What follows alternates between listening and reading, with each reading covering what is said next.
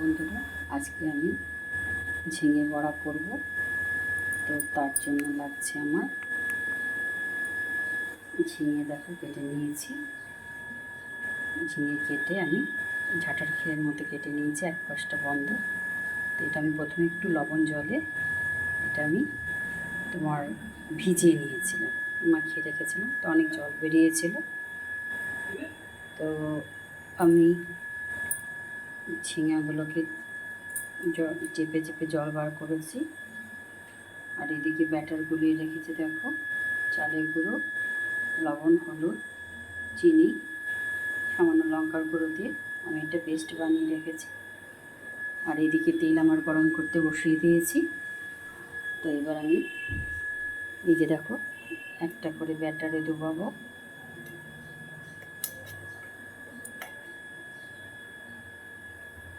ব্যাটারটা বেশি ঘনও করব না, বেশি পাতলাও করব না। এই যে একটা একটা করে আমি দিয়ে দেব।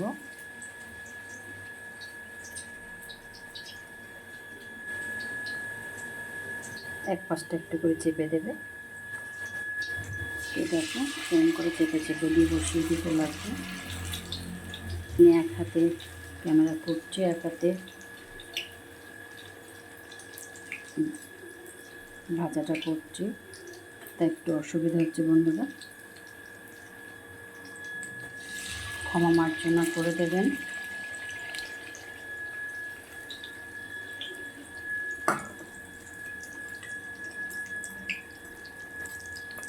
ঝিঙে বড়া খুব ভালো লাগে, একবার ট্রাই করে দেখবে।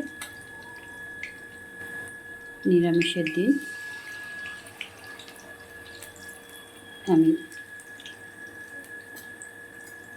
একটু ঝিঙে বড়াটা করি।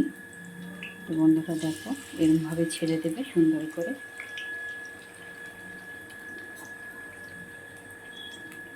সবগুলো আমি এক এক করে ছেড়ে দেব।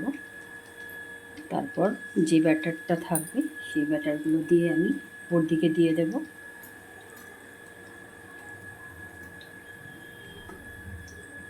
এই যে সাইড সাইড দিয়ে দিয়ে দিলাম।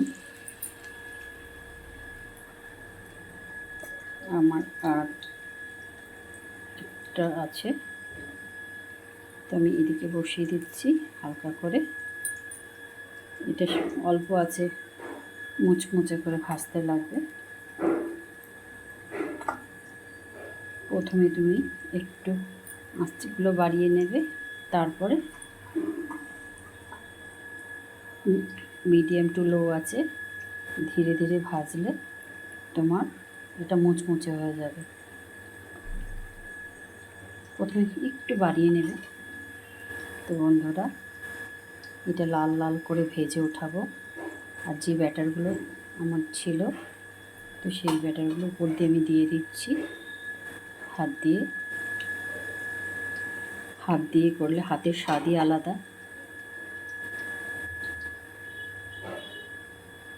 তো দেখো বন্ধুরা আমার এটা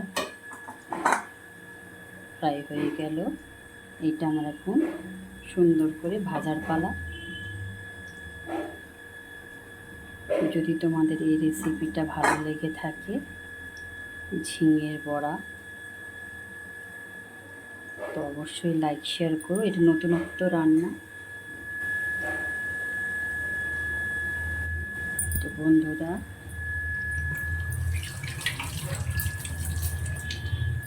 আমার এক পাশটা হয়ে যাবে, তারপর অপর পাশে আমি ভেজে নেব। তো 5 মিনিট এক পাশটা হয়ে গেলে আর এক পাশটা উল্টে দিয়ে 5 মিনিট ভেজে নিলে আমাদের ঝিঙের বড়া তৈরি হয়ে যাবে। তো বন্ধুরা যদি ভালো লেগে থাকে অবশ্যই লাইক অ্যান্ড কমেন্ট শেয়ার অবশ্যই করবে।